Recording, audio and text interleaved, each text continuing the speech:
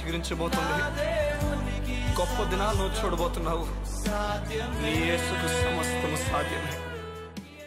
Good morning దేవుని ప్రియ కుమారుడా, good morning దేవుని ప్రియ కుమార్తె, స్పెషల్ గుడ్ మార్నింగ్ డే. సంగమా, ఈరోజు ఒక మాట నేను మీతో మాట్లాడడానికి ఇష్టపడుతున్నాను. దేవుని గ్రంథంలోంచి పౌలు జీవితాన్ని మీ ముందు పెట్టడానికి ఇష్టపడుతున్నాను. పౌలు తన ప్రారంభమే హింసకుడిగా దేవుని లేఖనాలు రాయించాయి.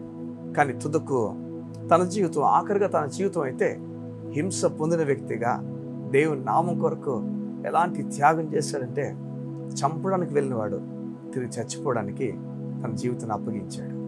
ఈరోజు అనుకుంటున్నావేమో నీ కుటుంబం మారుతుందా లేదని, నీ కుటుంబంలో మార్పు ఎప్పుడు వస్తుంది అనుకుంటున్నావేమో. నేను చెప్పిన ఒక మాట, దేవునికి అప్పగించాలి. దేవునితో మనం మాట్లాడాలి.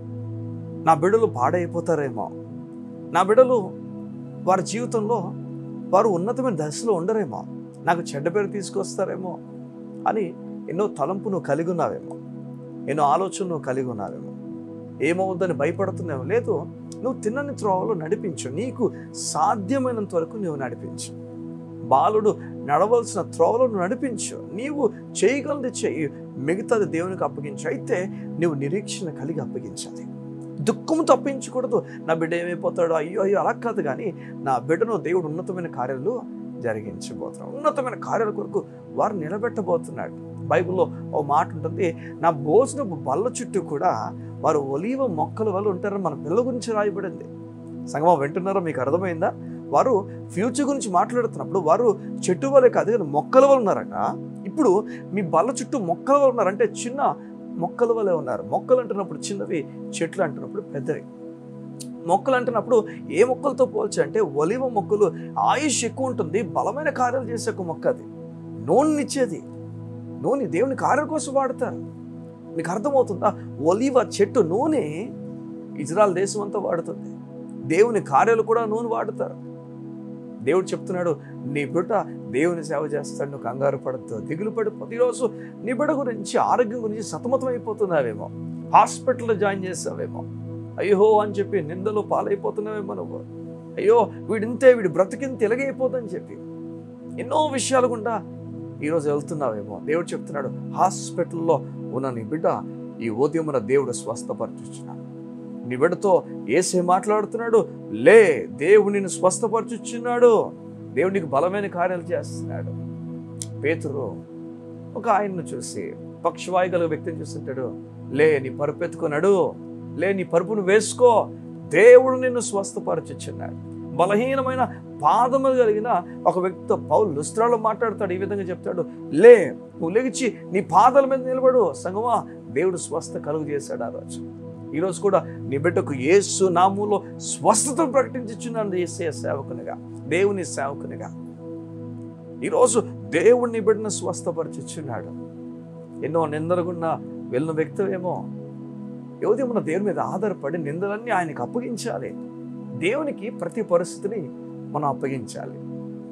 దానియేలు ఒక గొప్ప ఎగ్జాంపుల్ మనకు. పరిస్థితులు ఏమొచ్చినా ఆ పరిస్థితులు ఎవరు తీసుకొచ్చారో వారి దగ్గరికి వెళ్ళడు, కానీ ఆ పరిస్థితులు మార్చగల దేవుని దగ్గరికి వెళ్తాడు. యోసేపు గొప్ప ఎగ్జాంపుల్ మనకు. పరిస్థితి వచ్చినప్పుడు దేవుని దగ్గరికి వెళ్తాడు. సమస్య వచ్చినప్పుడు దేవుని దగ్గరికి వెళ్ళడం, దేవుని దగ్గరికి వెళ్ళి దేవునికి అప్పగించడం ఆత్మీయుడు చేసే ఒక పని, ఆత్మీయత కలిగిన వ్యక్తి చేసే పని. ఈరోజు నువ్వు నిందలు గుండా వెళ్తున్నావు, నువ్వు దేవునికి అప్పగించు. అన్నీ కూడా నీ బిడ్డల గురించి దేవునికి అప్పగించు. చూడండి, సౌలుగా ఉన్న వ్యక్తిని పౌలుగా దేవుడు మార్చాడు. ఎలాంటి వ్యక్తిగా మార్చాడంటే, ఎంత శ్రమ గుండా వెళ్ళాడంటే అప్పటికీ ఎవరు వెళ్ళని మహాశ్రమ గుండా వెళ్ళడానికి ఇష్టపడ్డాడు. అలాంటి ఒక ప్రయాణాన్ని చేశాడు. ఈరోజు దేవుడు నిన్ను కోరుతున్నాడు, దిగులు పడుతున్నావు. తన సొంత కుమారుడిని వెనుక తీయకుండా మన కోసం ఇచ్చిన దేవుడు నిన్ను ఎలా మర్చిపోతాడు అనుకున్నావు? మనం బలహీనంగా ఉన్నప్పుడే మనం ప్రేమిస్తే ఇప్పుడు ఎందుకు విడిచిపెట్టేస్తాడు చెప్ప?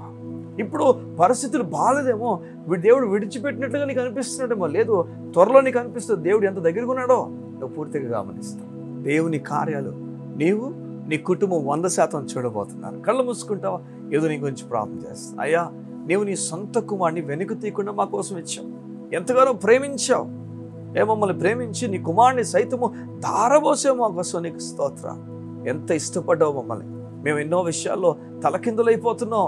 మా బిడ్డల విషయం, మా భవిష్యత్తు, మా జీవితం, మా ఉద్యోగం, మా పని, మా వ్యాపారం, ఏమవుతుందో అని చెప్పి ఎన్నో సతమతం అయిపోతున్నారు. రిలేషన్షిప్స్లో ఏమైపోతుందని సతమతం అయిపోతున్నా. మా జీవితాల్లో ఏ ఉదయం మాట్లాడు, ఏం కాదు, అన్నీ కూడా నీకు అప్పగించమని, ఏ ఉదయం నీ బిడ్డలు నీకు అప్పగించి వారి పనులకు వెళ్తుండగా కార్యము యేసు నామములో వారికి జరుగునుగాక.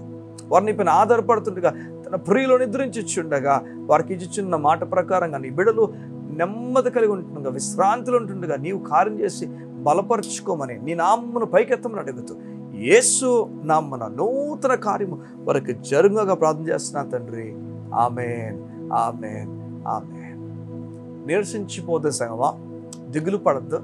నీ వెనుక నీ ముందు ఆవరించిన దేవుడు బలమైన జీవము కలిగిన దేవుడు. నీ పైన ఆయన హస్తం ఉన్నది. God bless you. See you tomorrow.